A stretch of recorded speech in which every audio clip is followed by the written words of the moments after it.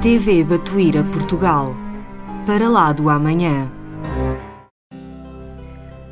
Moradas espirituais. Visita a 20 colónias. Este livro descreve-nos as 20 colónias espirituais visitadas em desdobramento consciente durante o sono pela conhecida médium e oradora espírita Vânia Arantes Damo. É um importante livro mediúnico que deve ser lido por todos.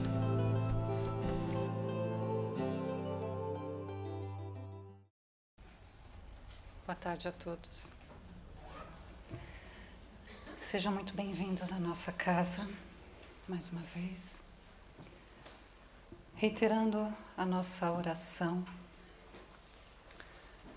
gostaria de, hoje em especial, pedir o amparo à Mãe Santíssima e suas legionárias e toda a espiritualidade aqui presente, amparando-nos para que consigamos, através dessas palavras, chegar a todos os corações aqui presentes. E como sempre fazemos, abrimos o Evangelho e vamos folheá-lo até o capítulo 22, Estranha Moral. No item 9, não vim trazer a paz, mas a divisão. Onde Lucas nos diz algumas palavras, nos traz algumas palavras de Jesus. Não penseis que vim trazer a paz à terra. Não vim trazer a paz, e sim a espada. Esta forma de falar causa muita estranheza, ser levada ao pé da letra.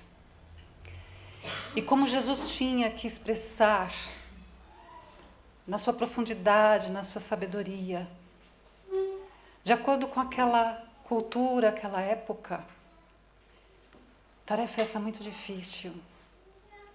Não podemos realmente levar ao pé da letra. E quando Emmanuel foi questionado, na questão 304 do livro Consolador, sobre o significado dessas palavras, e ele diz assim, que Jesus jamais poderia compactuar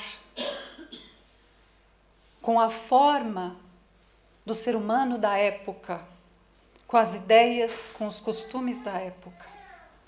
Que ele veio trazer, sim, a espada renovadora daquilo que o mundo naquela época precisava e que continua a precisar. Portanto,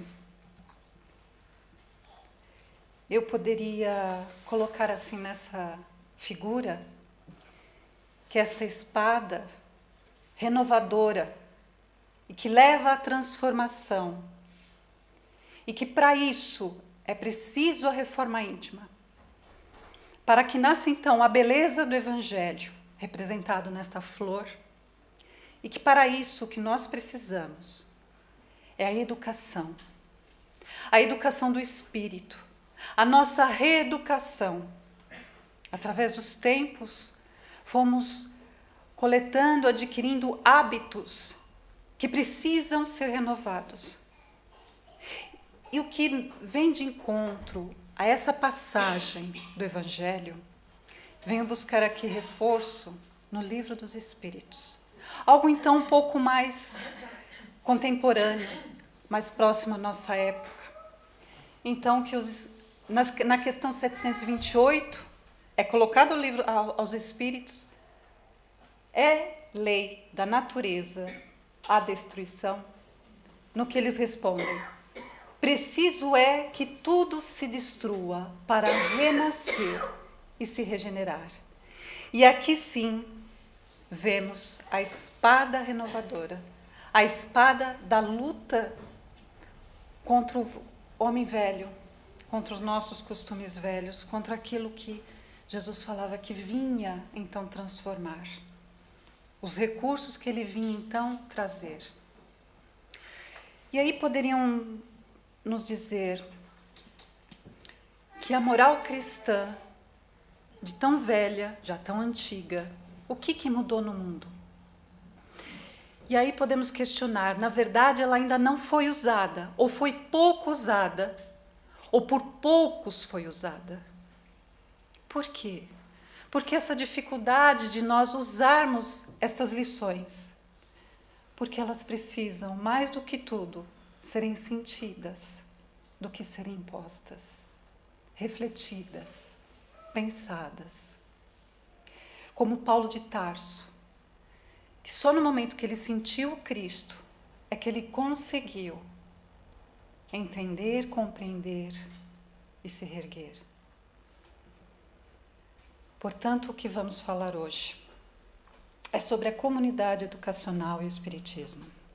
A nossa Ana Suero, no mês passado, falou sobre educação, nos fez aqui a introdução, digamos assim, falando da pedagogia espírita, falando de toda a faixa etária, né, o que envolve o crescimento daquele ser, daquele espírito, né, então encarnado. Fala da caridade, do que é a educação, do semear. Hoje vamos nos focar em pontos mais cruciais, justamente no papel do pai da sociedade, dos pais da sociedade. Então vamos começar por Vinícius, um mestre na educação, e que ele, justamente através destas palavras, vem nos mostrar o quanto estamos precisando disso no mundo.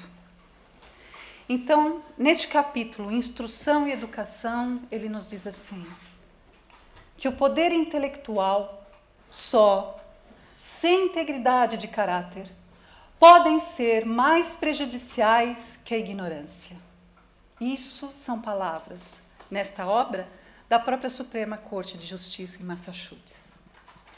E depois ainda continua neste capítulo, que o intelectualismo ele não resolve os grandes problemas sociais que estão convulsionando o mundo, tanto que vemos hoje. A dificuldade que é de acolher irmãos, a dificuldade que é de entrar em um consenso entre países, no consenso entre uma luta ou uma diferença em opinião, seja sobre terras, seja sobre direitos e deveres. Então nós vemos que hoje exacerba, ou seja, temos muito desse intelectualismo. Mas o que ele diz aqui é que falta-nos a educação do espírito. E nós vemos isso também nas empresas. Vemos isso lado a lado.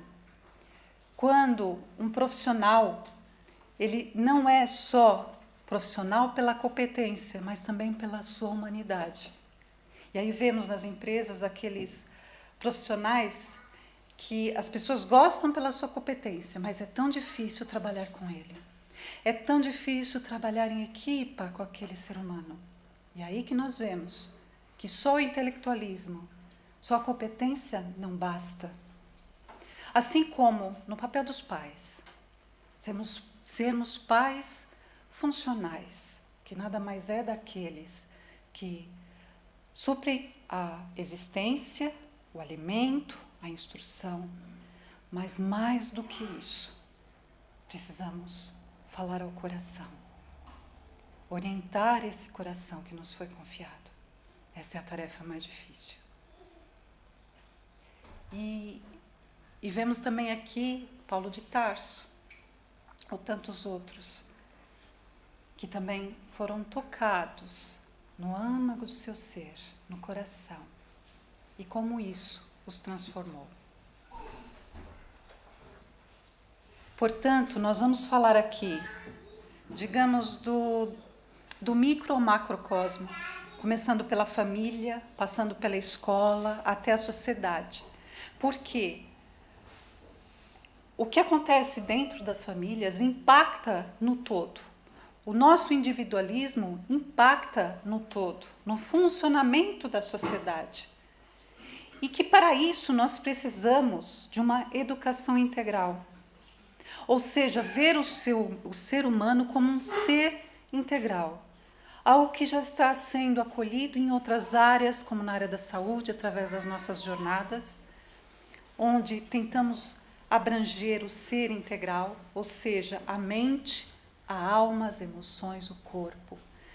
Na educação também temos que abranger tudo isso, todos esses aspectos. Portanto, como eu já disse, nós vamos tentar ver pelos problemas atuais, as necessidades atuais, dos pais, passando pela escola, até a sociedade. E começando pela quebra de paradigmas, as mudanças que estamos a travar agora, o que nós estamos tentando quebrar do passado e que acontece tanto na instrução, no meio da instrução, como no meio da educação. Abrangendo a instrução aqui como a metodologia de ensino, como o conteúdo de ensino, e a educação, o conjunto de hábitos, né, adquiridos em processo, em evolução. E como isso aqui se debate e a crise que estamos a passar nesses dois setores, seja a crise da autoridade, seja a crise de conteúdo. E temos que entender que é natural essa crise, que faz parte da evolução, porque há pouco tempo, como é que era a educação?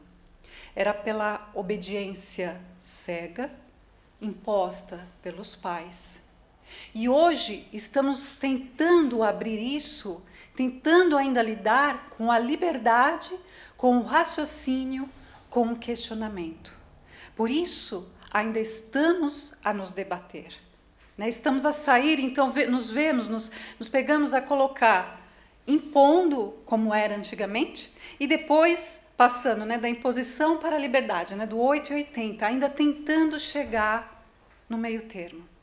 E é isso que estamos a passar agora, essa difícil fase de transição. E um outro aspecto que eu achei interessante numa reportagem que gostaria de trazer aqui e ler, de uma reportagem junto com o pediatra Daniel Becker, onde falta muito tempo aos pais. Hoje eles ambos foram obrigados a ir trabalhar para poder fazer a subsistência da casa. Então falta-nos tempo, sobram-nos responsabilidades e a rotina do trabalho é cada vez mais exaustiva. Então, como nos fala esse pediatra, diz assim: há excesso de tecnologia, falta de tempo e terceirização da educação. Sendo comum o trabalho fora do expediente, deixar as crianças sozinhas com a TV, com os jogos, sobram futilidades e consumismo. Sendo que é na intimidade do lar ou na intimidade da convivência que conseguimos orientar, conversar e colocar limites. O sobreuso da tecnologia é prejudicial e o antídoto para o excesso de todos esses excesso de estímulos será o tempo livre, a brincadeira, os passeios na natureza. Enfim, conseguimos estar com eles. E acredito que a sociedade terá que passar uma turbulência, as leis serem renovadas para termos a consciência disso, da necessidade desse tempo em família e não haver tanta sobrecarga. É preciso conseguirmos dividir esse tempo, conseguirmos trabalhar em cada um de nós e na sociedade como um todo. Além disso, além desses dois aspectos, e é no aspecto aqui da educação, como eu falei, da obediência, que era no passado, da imposição dessa transição, e essa reportagem sobre a falta de tempo. Sob o aspecto, por exemplo, da instrução, nós também estamos passando várias mudanças, principalmente na metodologia de ensino. E podemos ver como é que isso flui, como é que isso acontece. Por exemplo, Moisés, em sua época, ele teve que impor e teve que proibir certas coisas devido àquela época, né? Ou seja, teve que colocar a lei de Italião, proibir a mediunidade, porque não tinham condições, não sabiam lidar com aquilo. Há pouco tempo, o acesso aos livros, eu digo há pouco tempo, vamos dizer, em toda a história da humanidade, comparativamente, podemos dizer que seria há pouco tempo que temos acesso aos livros, onde toda a população tem acesso aos livros, à educação, onde livros que eram acessados até mesmo eram proibidos pelos padres, só aqueles da alta hierarquia dentro da igreja que poderiam acessá-los. Portanto, foi pouco tempo isso. E também podemos ver que tudo, através disso, nós vemos que tudo que não conseguem controlar, não conseguem entender, passa para proibido. A alegria, por exemplo, a alegria era vista como algo vulgar, e vemos isso, por exemplo, tratado no filme Em Nome da Rosa. Portanto, tudo isso passa dentro da parte da instrução, dentro da parte do ensino, das escolas. Também essa abertura ou não, e como gerir isso, como gerir essa transição. Continuando. Então, vamos começar pelos pais, nesse aspecto da presença, do acolhimento e do diálogo. E eu confesso que, quando eu me vi que tinha que educar um ser humano, foi quando eu me apercebi que eu tinha que me reeducar. Então eu dizia assim, meu Deus, como é que você foi confiar a educação de uma criatura a outra tão imperfeita e despreparada? Foi o que pensava, foi o que me ocorria. Então surgiu o pânico. E aí a resposta vinha assim, porque só assim você crescerá. Juntos é que crescerão. E aí lembro as palavras de Ana Paula Cury, que nos diz assim, que os nossos filhos são a melhor motivação para nos tornarmos seres humanos melhores. Que são nossos mestres mais do que aprendizes. Que eles nos elegeram porque temos algo a dar. E juntos estamos, não por acaso. Portanto, Chico nos diz assim também que Deus se confiou a ti um ser humano para educar, se lhe emprestou esse ser humano, é porque és capaz. Portanto, também uma outra frase do Chico, que diz assim, que os pais lembram alunos em condição avançada no tempo. Lembrando também uma música de Legião Urbana, né? Os nossos pais e filhos. Portanto, somos todos aprendizes em crescimento e que precisam caminhar juntos. Então, começando pelo livro que inspirou esta palestra, Comunidade Educacional, um alerta para pais, professores e alunos, pelo espírito de Vinícius. Este livro, ele tem pontos muito fortes e o que eu mais gostei nele é que todos os capítulos referem ao livro dos Espíritos, a uma questão do livro dos Espíritos e explica o que é o conteúdo daquele capítulo ligando ao livro dos Espíritos. E que mostra algumas reencarnações que estão ocorrendo agora, várias reencarnações, mesmo na área da educação, para transformar a educação, para ajudar o planeta a evoluir. E mostra, por exemplo, a reencarnação de um futuro ministro da educação e de um professor que ajudaria nessa transformação. Ele mostra o acompanhamento do plano espiritual às escolas na Terra, as escolas no plano espiritual, seja do bem ou do mal, né? E mostra então todo esse acompanhamento. Então vamos trazer aqui a história de Silas. Silas é um dos professores da escola e ele é, digamos assim, o responsável pelo programa antidrogas na escola. E Silas estava tão envolvido no trabalho e na luta pela erradicação da droga na comunidade escolar, que nunca pensou que dentro da própria casa o vício seria acolhido. Acreditava que estavam a salvo, pois comentava sobre o seu trabalho e esclarecia a todos a periculosidade. E agora entrou em crise depressiva devido ao sentimento de culpa. Algo tão comum aos pais que se preocupam com os filhos e que se veem como que derrotados, impotentes, e são pegos pelo sentimento da culpa, são tomados por esse sentimento. E que também não ajuda. Mas o que eu gostaria de ressaltar então aqui é que justamente o que faltou, né? Porque podemos pensar o que faltou então. É que ele realmente esclarecia, trazia a instrução, mas não chegava ao coração.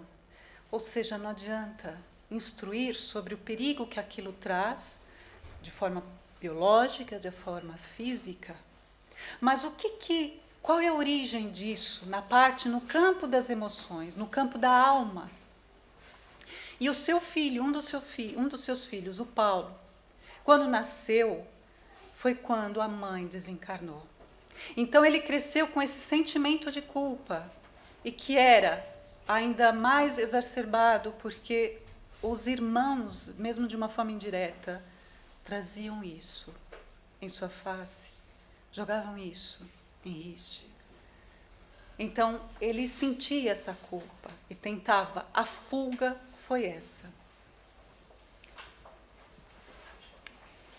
Então nos diz aqui Vinícius, contando com a vaidade de nosso Silas, que considerava estar a salvo de qualquer contrariedade nesse aspecto, já que ele era conhecedor do assunto, aqui a observação é minha, acreditando ser ele merecedor de livrar-se de sofrimentos maiores, o assediador o envolvia em pensamentos que reforçavam esses sentimentos.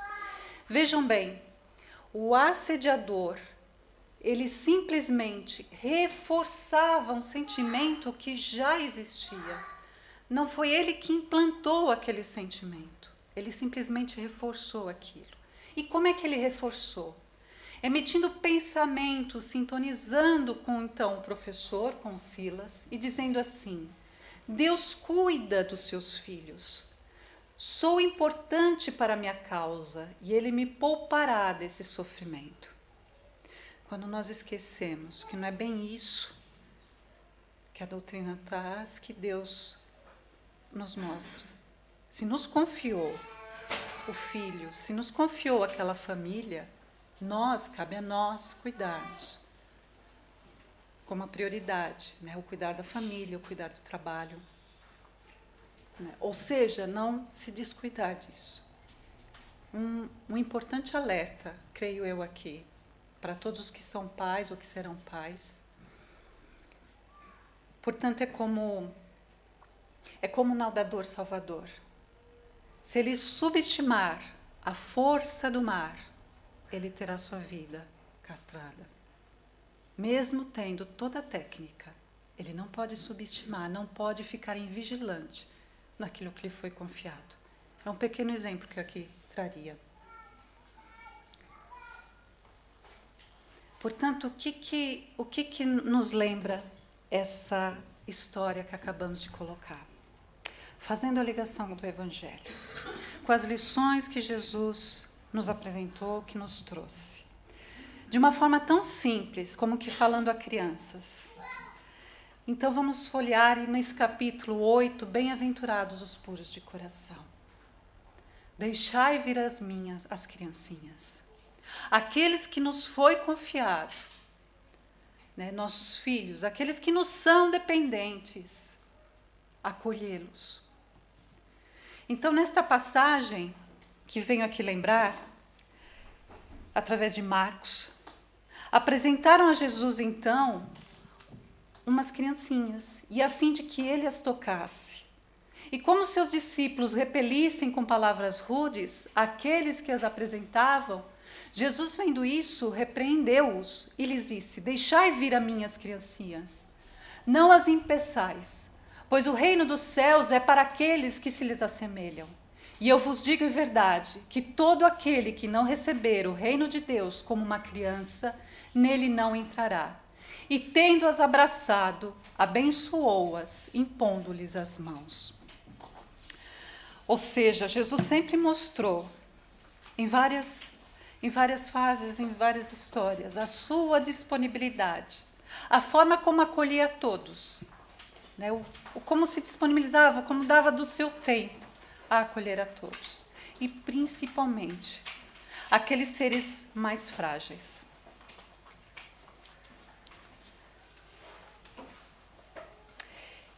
E aqui esse livro, que é um conjunto de entrevistas a Chico, Lições de Sabedoria, nós temos neste capítulo Diálogo de Amor, justamente o que estamos a falar sobre o que devemos falar aos nossos filhos. Então diz-nos Chico: também sou a favor que se diga a verdade, mas para exemplificar, o jovem envolvido no tóxico vem aqui e ouve sobre as consequências do que está fazendo, que realmente é um malefício. Mas depois chega em casa e encontra a incompreensão, a falta de apoio. Teria valido saber só a verdade? Portanto, é isso que queremos dizer sobre, ligando aquela passagem de Vinícius, quando ele fala da instrução e da educação, que não é só de intelectualismo que precisamos, nessas grandes convulsões do planeta. Não é só o sabermos, mas também o como aplicarmos, o sermos humanos, o chegarmos ao coração, falar da vida, falar dos sentimentos, falar do amor, da origem. É uma reflexão. Ou seja, ainda continuando. O que e como falar? E nesse exemplo eu acho muito significativo desse livro Nossos Filhos São Espíritos. É um capítulo da experiência de uma jovem mãe. E peço também permissão para ler, porque é muito interessante. Como é que ela conversava com seu filho? Então, ela dizia assim: Rafael é um bebê muito calmo e bom. A primeira vez que conversei com ele foi quando descia no elevador do laboratório, onde fui buscar o resultado do meu exame. Quando ela soube que estava grávida, foi quando ela começou a falar com o filho. Nunca mais deixamos de conversar. Converso com ele sobre tudo, tentando colocá-lo bem próximo na realidade da Terra. Às vezes eu me acho um tanto pequena, como se fosse um aluno ensinando coisas simples a um professor super inteligente. Olha como ela sentiu o filho. Nas vésperas no Natal, disse-lhe, como se estivesse conversando com um adulto, que estávamos perto do dia em que os homens comemoram o nascimento de nosso mestre. Ou seja, ela ainda está grávida. Ela disse para ele que o Pai Natal não existe. E por que ele fora criado? Ia dizendo tudo isso para o bebê, em crescimento e em desenvolvimento. No culto do lar, do Evangelho no lar, sempre lhe foi transmitido muito amor e palavras de boas-vindas. Ela ainda estava grávida. E sobre a formação do seu corpinho, que estava ainda ali em crescimento, ela ainda grávida. Cada semana que ia passando, ela pesquisava e lia para ele, com bastante atenção, como é que estava sendo formado o corpinho da criança. Então, bom, eu acredito que esse espírito deveria sentir muita calma, porque estava tudo sem seu controle, ela estava sendo formada de tudo. Antes de Rafael nascer, eu lhe disse muitas vezes que nós não tínhamos uma casa só nossa e que morávamos com outras pessoas. Então que ele deveria ser um bebê bonzinho e pedia-lhe que não chorasse muito, principalmente à noite. E Rafael é um bebê muito bonzinho. Nasceu Rafael. Posso mesmo afirmar que ele nunca acordou alguém durante a noite. Uma vez fiquei constipada. E para que Rafael não se constipasse também, explicou a ele que iria colocá-lo em seu berço, mas que ele deveria dormir lá a noite inteira. E aconteceu. Ela tinha tarefas a realizar, eu tinha tanta roupa para passar, e Rafael estava tão enjoadinho e disse-lhe que estava muito cansado e gostaria de acabar logo de passar as roupas para poder tomar um banho. E não é que ele dormiu até a hora combinada, como esperou, acordou depois quietinho, esperou a mãe sair do banho. Ou seja, parece incrível, mas foi verdade. Realmente essa carta existiu, de 1986. Então, como é importante nós irmos falando para eles, para acalmá-los. Estamos passando por aqui, está acontecendo isso. Muitas vezes só nos deparamos depois, né? Como pais, só nos deparamos depois, né? Que temos que ir fazendo esse processo. Então, aí está a resposta. Do que falar? Do que conversar? Então, e conversando que nos entendemos, aqui ainda nessa obra, há 2 casos, de um menino de 8 anos, que ele tinha pânico na escola. Então, como é que nós acolhemos certas dificuldades com as crianças na escola? Ou em outros contextos. Então, essa criança tinha pânico quando entrava na sala de aula, pegava a irmãzinha para entrar junto com ele, começava assim, a suar frio e tá assim, agitado dentro da sala de aula. Então, aquilo estava a trazer muita aflição aos pais, aos educadores. Bom, e digamos que aqueles que não têm o conhecimento ou mesmo a paciência, né, podem se exaltar e falar, você precisa estar lá, você precisa aprender, e não compreender. Esse caso foi levado para uma reunião mediúnica e que a espiritualidade, então, esclareceu que, na verdade, ele tinha... houve um terremoto na escola, em França, na encarnação anterior, e que ele ficou ali sobre os escombros da escola. Por isso, o pânico de entrar dentro da escola. Então, aquilo ainda estava dentro dele. Portanto, qual foi, então, a solução? Além, né, do tratamento evangélico numa criança de 8 anos, ou seja, evangelização normal, o evangelho no lar. Além disso, porque aquilo lá estava no inconsciente, deveria ser durante o sono. Conversar durante o sono, que é quando faz a ligação, né, com o que nós realmente somos, quem realmente somos. Então, durante o sono, ir falando com ele que aquilo já foi superado, que aquilo já passou, que agora ele está em outra época. E isso foi passando. A mesma coisa com um outro caso, a menina, que tinha um sono inquietante, brincava sempre, tinha um sono inquietante e brincava sempre de armas. Ela ia pegar o brinquedo da irmã, mas se arrastejando no chão, né? Ou seja, como se fosse um soldado, não é? E não queria nada que prendesse seus pés. Usar sandálias e sapatos era para ela muito aflitivo. Então, o que também a espiritualidade esclareceu? Também, em França, né, numa vida anterior, ela tinha sido guerrilheira. Então, foi a ação mesmo de uma guerrilheira. E ela desencarnou assim quando o pé dela prendeu aquelas bombas, aquelas granadas, não é? Prendeu ou seja, num campo minado, né? E foi assim que ela acabou desencarnando. Portanto, a situação, o sentimento dela do pé preso. Não é? Então, como isso existe, tem uma razão de ser e que precisamos acolher, precisamos tentar entender, pensar e lembrar que existe também o passado. E qual foi também o tratamento, além da evangelização? O sono. Durante o sono, também conversar com ela de que aquilo já havia passado, porque com a criança acordada, ou seja, em estado de vigília, não adianta. Tem que ser mesmo durante o sono, para que o espírito possa apreender aquilo, que aquilo já tinha passado, já tinha sido ultrapassado, que a época agora é outra, que não havia mais perigo e que ela estava protegida, etc, etc. Ou seja, é o acolhermos a situação, o tentarmos entender. Também Hermínio Miranda fala de um caso com ele mesmo, onde ele morava perto do comboio, numa área rural, e o comboio estava passando, ele jogou uma pedra contra o comboio. Quebrou o vidro e logo que na estação a seguir já sabiam quem morava ali, quem podia ter sido a criança, então isso chegou aos pais dele.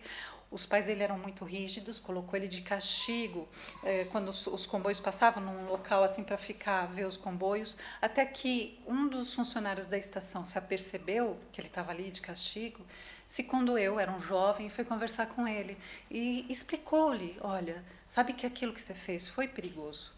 Você poderia ter machucado alguém. Quando você jogou a pedra, poderia ter ferido alguém. Ou seja, poderia ter tido uma consequência. Então, explicou-lhe, né, e o que os pais não haviam explicado. O porquê que tinha ficado de castigo, o porquê que ter jogado a pedra. Então, ele falou que se sentiu acolhido e nunca mais esqueceu. Ele tinha 8 anos. Nunca mais esqueceu desse funcionário explicando para ele, e que foi o único que o acolheu mesmo, onde ele sentiu, né, o acolhimento e que não foi repreendido, mas que explicou, né, para ele o que poderia ter acontecido, as consequências, né? Então, o como isso é importante, né, estarmos sensibilizados para isso. Ou seja, uma passagem do Evangelho que nós podemos também ligar a tudo isso que estamos a falar. Porque nós perguntamos quem são e onde estão os nossos inimigos. E principalmente os nossos maiores inimigos. São aqueles que estão dentro de nós mesmos. Aqueles que fazem com que nós cometemos enganos, erros, que tropecemos. E que precisam ser acolhidos, não repudiados. Olha, faz de conta que não existe, são escondidos. Não, não é isso. Não é ser conivente com eles, mas compreendê-los, tolerá-los, e tentar canalizá-los. E por isso que faço essa ligação ao Evangelho. Amar os vossos inimigos, se amardes apenas os que vos amam, que recompensa tereis? Uma vez que as pessoas de má vida também amam aquelas que as amam. Mas compreender, explicar que aquilo tem uma razão de ser. Não é ter pelo inimigo a ternura que temos por um irmão ou por um amigo. É não ter contra eles nem ódio, nem rancor. É orientar, é canalizar. Mas outra passagem do Evangelho também. Não julgueis para não serdes julgados. Atire a primeira pedra quem estiver isento de erro. A todos os julgamentos. Vamos lembrar essa passagem de Jesus. Quando chegam a ele e dizem assim: mestre, esta mulher acaba de ser surpreendida em adultério. Moisés nos ordena na lei, apedrejar as adúlteras. Qual é, portanto, a vossa opinião a respeito disso? No que ele responde: aquele dentre vós que estiver sem pecado, lhe atire a primeira pedra. E então Jesus, levantando-se de novo, lhe disse: mulher, onde estão os vossos acusadores? Ninguém vos condenou? Ela lhe disse: não, Senhor. E Jesus lhe respondeu: eu também não vos condenarei. Ide e não pequeis mais. Ele condenou o crime, mas não condenou a mulher. Nós devemos condenar o crime, não o criminoso, né? Nós devemos tratar, repudiar a doença, não o doente, né? Ou seja, não ter preconceitos para com eles, não julgar a eles, mas sim tratar o crime, a doença, o que deve ser realmente corrigido, né? Então, ele aqui acolheu, não condenou a ela, mas sim não, digamos assim, não pactuou com o erro. E mostrou que todos nós erramos. E que a reencarnação é o recomeço, é a nossa nova oportunidade de nos educarmos, de aprendermos. E que não adianta de nada julgar, vai ser contraproducente. Os pais, em uma das fases mais difíceis. Nós temos que ter as diferenças de idade, a dificuldade de muitas vezes acompanharmos o ciclo de vida, né? Principalmente assim, as mães que vão tratar os filhos sempre como crianças, né? Eles crescem, já vão estar velhinhos, já vão estar em casa e elas vão estar lá dando opinião na casa deles, que isso é ok, que precisa disso, que precisa daquilo, né? Ou seja, a gente para no tempo, não evoluímos acompanhando o ciclo. Isso é importantíssimo para não cometermos vários erros. A mesma coisa com os nossos pais, né? A gente pensa que eles são fortes a toda a vida, né? E que estão ali lhe faltando forças, e que eles estão envelhecendo, né? Não acompanhamos o ciclo, paramos também no tempo, nossos pais estão sempre ali, ó, jovens, fortes, né? E é importante acompanhar esse ciclo, né? Para que não sejamos, por exemplo, pais bons para a criança mas não conseguimos ser pais bons para o adolescente, porque não conseguimos acompanhar esse ciclo, não conseguimos acompanhar esse crescimento e ver que eles são crescidos, que já podemos tratá-los como adultos. Então, essa é a importância. O Dr. Alberto Almeida, isso, ele diz, por exemplo, chama a atenção porque através dos tempos, né, nós podemos trocar os papéis, né? O pai ser filho, o filho ser pai, através de várias reencarnações. E aconteceu com uma irmã dele, onde, né, a filha era a esposa do que é cunhado dele agora, na outra encarnação. Então, vira e mexe, ela queria sentar no banco da frente junto com o pai. Aí vinha a mãe, não, para o banco de trás, porque nesta encarnação sou eu a esposa dele. Ela tinha consciência, ou seja, de que vamos passando pelos diversos papéis, né? E que não podemos, então, infantilizar, né? E que devemos acompanhar esse crescimento. Portanto, nos diz aqui Rodolfo Caligares, a adolescência é, sem dúvida, a mais difícil fase de relacionamento entre pais e filhos. Todo adolescente se defronta com uma série de mudanças externas e internas. Nas emoções, a arrogância, a zombaria, linguagem e moda, a imagem que os pais passam para a sociedade, egoísta e sensível, ou seja, eles se tornam, né, aqui é um resumo, né, mais sensíveis. E no fundo, eles querem ser protegidos, amados e aceitos. E a imagem é importante para eles, mesmo a imagem que os pais passam então para a sociedade. E se lhe derem a entender que é menos inteligente ou menos virtuoso, se o tratarem com excessiva severidade e, sobretudo, zombarem, de duas uma, ou se tornará fechado e triste, sem confiança em si mesmo, ou buscará alguma compensação fora do lar. Portanto, são diversas mudanças que aqui ocorrem nessa fase, biológicas, psicológicas e principalmente espirituais.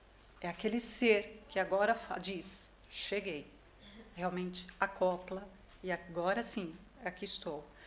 Portanto, a fase que até então anterior é aquela fase importante, como o Chico nos diz, que devemos passar todo o máximo possível. E era uma coisa que eu não entendia. Como é que eu ia... Ele pequenininho, pequeno, ia passar coisas assim, tarefas e coisas assim, porque é nesse desenvolvimento é que eles vão assimilando tudo. E é isso que vai ficar para depois, quando o espírito realmente estiver ali, presente, né? E hoje a gente se apercebe melhor. E por isso eu lembro aqui uma das passagens, para mim, das mais bonitas, do Filho Pródigo. Para lembrarmos rapidamente que é aquele pai que tem os dois filhos, e um deles pede-lhe a herança porque quer sair mundo afora. E ele não proíbe, não lhe nega, lhe dá essa herança e deixa que ele parte. E o outro filho fica acompanhando o pai, cuidando das terras do pai. No entanto, o outro filho esbanja tudo lá fora, né, no mundo afora, acaba por se arrepender e pensa, poxa, eu queria ser pelo menos um dos empregados. Ele começa a passar necessidade, queria pelo menos ser um dos empregados do meu pai, que sei que ele cuida bem. Ele resolve voltar para a casa do pai, e o pai, muito feliz por ele ter voltado, o acolhe. Então, como é que vamos buscar todas essas simbologias que Jesus nos traz através desta parábola? Nós podemos ver que o pai, ele não lhe legou a experiência. Então, quando o jovem, né, quer experimentar, eu quero tentar fazer isso, e o pai já sabe, não adianta eu falar não, porque ele vai fazer na mesma. Né? Então, ele tenta até orientar, mas sabe que a decisão vai acabar de ser dele, que será ele a ter que passar por aquilo. Vai sofrer, como Deus sofre quando a gente pega o caminho errado. Ele esperou que ele aprendesse, teve paciência, ele sabia que ele ia aprender. Sabia que essa fase ia passar, como tudo passa. E não abandona nenhum dos filhos. Mesmo aquele que vai embora, que o abandona, ele nunca abandona nenhum dos filhos. Isso é o que a gente pode ver aqui nessa história. E que os pais realmente não abandonam nenhum dos filhos. Pode estar em outro mundo, pode estar num país longínquo, E a gente vê muitas histórias assim nos livros espíritas, e não só, nós todos sabemos disso na vida. E o filho? A gente vê que não adianta, temos que aprender por nós mesmos, não é? Podemos nós mesmos responder essa questão como filhos. E que temos que ter a coragem para reconhecer o erro. E mostrar também aqui que não há sofrimento eterno. Ele sofreu lá fora, mas nada é eterno. E os irmãos, o outro irmão, mostra justamente aquela dualidade, né, entre aquele que é obediente, né, imposto, mas que não é sentido, aquela busca pela perfeição, aquela luta e o ciúme e a inveja entre os irmãos. E que acontece muitas vezes entre nós. Outra parábola que gostaria aqui de lembrar, e que também vem de encontro a essas histórias que estamos aqui a mostrar, a parábola dos 2 filhos. Também foi a mesma coisa. O pai pediu para que os 2 ajudassem na vinha. E um deles falou assim: irei, senhor, eu vou, meu pai, irei. Mas não foi. E o segundo, né, disse a ele o mesmo para ajudá-lo, e ele falou: não quero. Só que mais tarde, tocado de arrependimento, foi. Isso aqui lembra muito, por exemplo, aqueles homens ríspidos, mas que são de bom coração. Eles não oram, mas eles fazem o bem. Então, em verdade vos digo que os publicanos e as meretrizes entrarão primeiro que vós no reino de Deus. É aquele que sentiu, não é aquele que é a obediência cega, imposta. Não, é o que sentiu. Que realmente aprendeu. Também, outra passagem do Evangelho que gostaria de ligar aqui. A ingratidão dos filhos, honrar pai e mãe. Nós podemos ver como a fase da adolescência, as fases difíceis do nosso crescimento, do nosso desenvolvimento, pode ser uma fase normal, pode ser também o passado. Pode ser, como nos diz Paulo Frutuoso também, das crianças índigo, ou seja, aquelas que vêm reencarnando com grande conhecimento e que se chocam com os costumes de uma época, então se rebelam contra uma época, pode também ser isso. Que não deixa também de ser o passado. Então, Santo Agostinho nos diz aqui: não rejeiteis o filho que no berço repele a mãe, nem aquele que vos paga com ingratidão. Não foi o acaso que o fez assim, e nem a sorte o enviou para vós. Uma intuição imperfeita do passado se revela, e disso podeis deduzir que um ou outro já odiou muito, ou foi muito ofendido. Que um ou outro veio para perdoar, ser perdoado ou expiar. Ou seja, que estamos ligados por alguma razão. Sobre agressividade, é interessante que esta criança até parece adulta, né, pela sua fisionomia.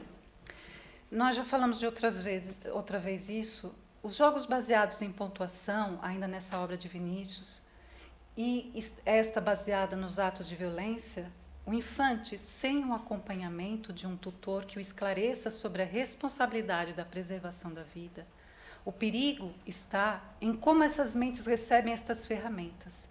Se apenas um jogo virtual que não deve ser imitado, ou um exemplo a seguir. Ou seja, nós temos, por exemplo, as artes marciais, o karatê, o judô, e nós sabemos que isto ajuda muito no controle da própria agressividade, ou seja, não é o deixar de lutar, não é o deixar de viver no mundo, como nós vemos no Evangelho, o homem de bem, mas é o termos a orientação. Eu vou assimilar aqui bem a essa aula do karatê e do judô, onde eles direcionam bem que aquilo é para defesa, para autocontrole. Ou seja, existe muita coisa por aí afora e que devemos ter o cuidado. Devemos ter, então, o acompanhamento de um adulto, né, a instruir, a usar todas as ferramentas e a tudo que o mundo apresenta. E que pode haver perigo, né? Como nós vemos já num dos canais, em um dos canais, não é Odisseia, mas agora não me lembro o nome do canal, onde fala dos jovens e aborda muito bem isso. Ainda nesta obra, Vinícius nos diz assim: entristeço-me ao ver jovens em ter idade confrontando com desrespeito e insolência seus pais, mestres, etc., os quais procuram limitar a sua arrogância, até natural em nós, estreantes das leis morais. Ou seja, é algo natural, é uma fase que precisa acompanhamento, direcionamento. O progresso material como prioridade máxima da humanidade acabou por mudar desequilibradamente os objetivos educacionais, com exageros materiais. Atos falhos que antes eram esclarecidos, agora são traumáticos, ou seja, passou-se dos extremos. E aquela falta de tempo que temos de conseguir acompanhar, de conseguir estar atentos a isso, ou seja, Vinícius nos traz aqui com propriedade essa crise de autoridade que vemos hoje em dia. Ou seja, no livro Consolador, na questão 8.9, algo muito interessante que pergunta Emmanuel: que deve fazer a mãe para conduzir os filhos para o bem e para a verdade? Porque as santas ficamos ali, ok, o que eu devo fazer realmente, o que devo me preocupar? Desde a infância, prepará-los para o trabalho e para a luta. Ou seja, como se fosse mesmo, olha, vou ser autônomo, não é? Desde os primeiros anos ensinar a controlar a atitude e a posição mental, ensinará a tolerância, o respeito pelo infortúnio alheio.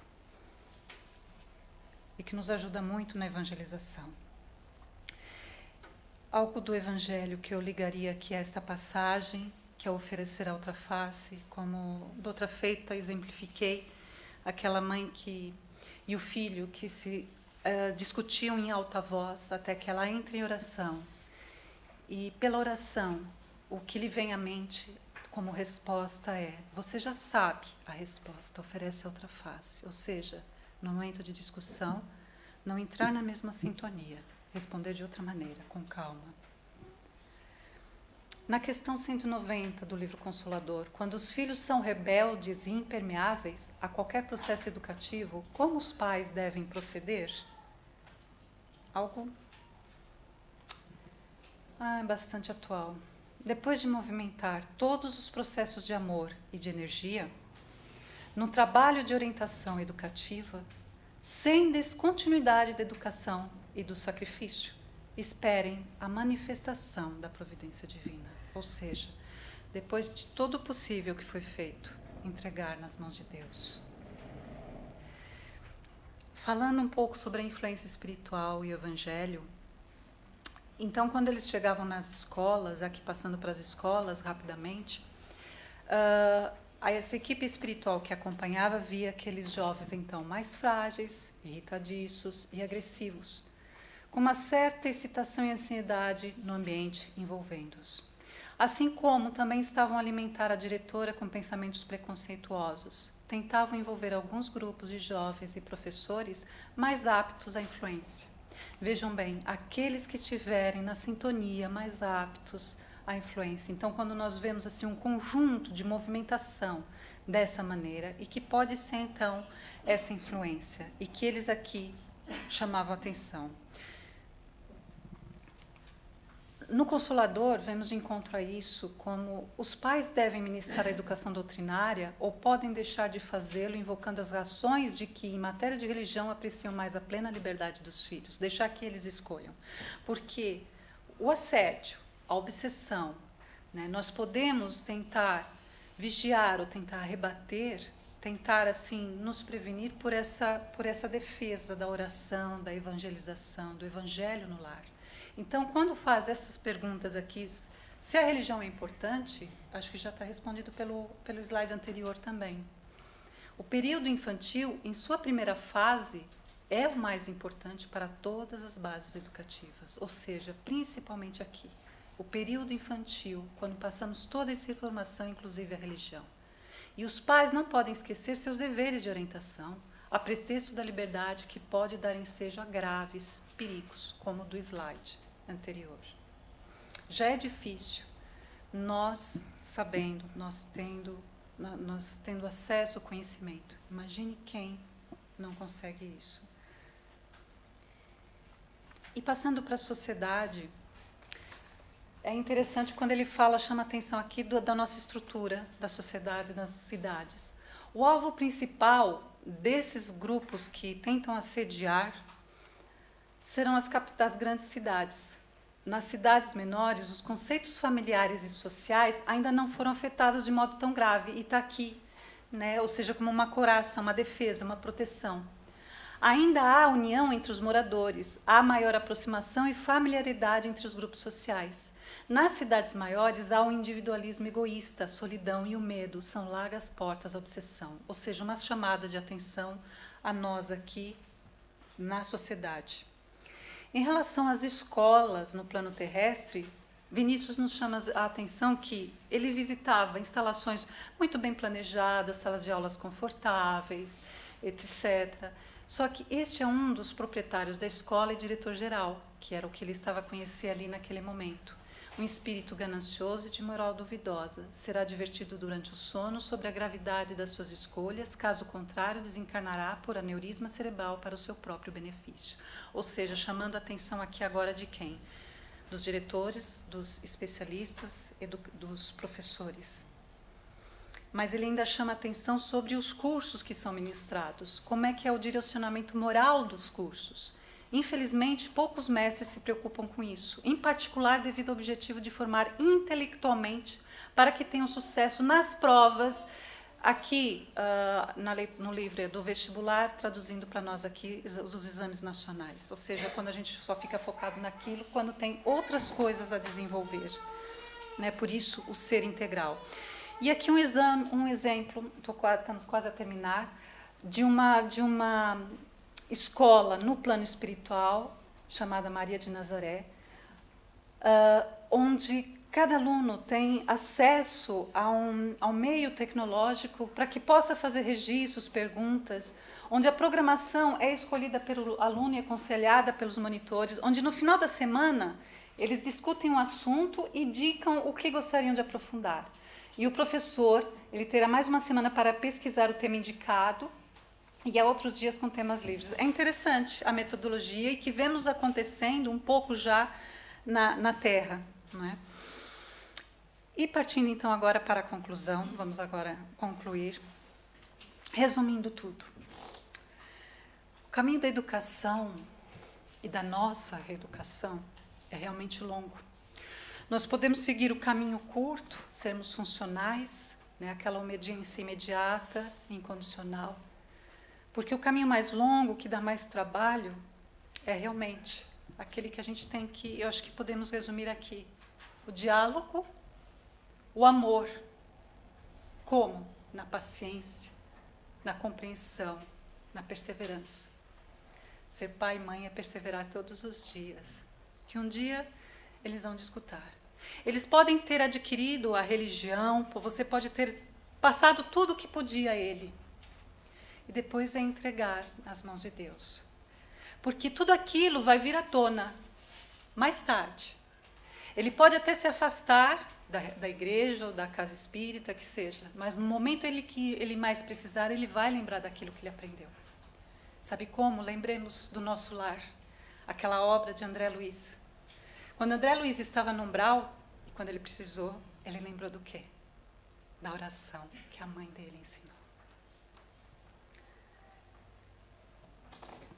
E a mensagem final, o que veio ensinar o Filho de Deus? Ainda por Vinícius, no livro Mestre em Educação. Jesus, ele não veio ensinar aos filósofos a composição dos continentes, nem aos geômetras a quadratura do círculo, nem aos químicos o descobrimento da pedra filosofal, nem aos médicos as virtudes das ervas. Ele podia saber tudo isso, mas não foi isso que ele veio ensinar. Ele só nos ensinou a perdoar as injúrias, só nos ensinou a ser humildes, só nos ensinou a chorar, só nos ensinou a fugir da avareza. É de semelhante ensino que precisam os homens de nossos dias. Não vamos nos deixar intimidar, nem perder a esperança. Estamos no caminho do progresso. Como nos diz no Livro dos Espíritos, na questão 728, se eu não me engano, que a casa parece ruir e nós temos que, então, remodelá-la. E para remodelá-la, ela passa por várias conturbações. É necessário, muitas vezes, a lei de destruição, como falamos no início, para transformar. É preciso a espada da luta, é preciso essas grandes transformações. É preciso, então, nos reeducarmos. A todos agradeço pela paciência com que estiveram a ouvir, com o calor que estava aqui, a espiritualidade aqui presente. Espero ter ajudado, principalmente aqui mães encarnadas, desencarnadas. Muito obrigada.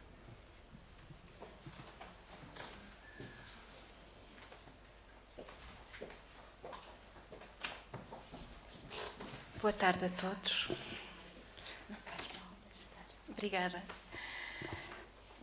Depois do pouco que eu ouvi da Andreia, achei maravilhoso.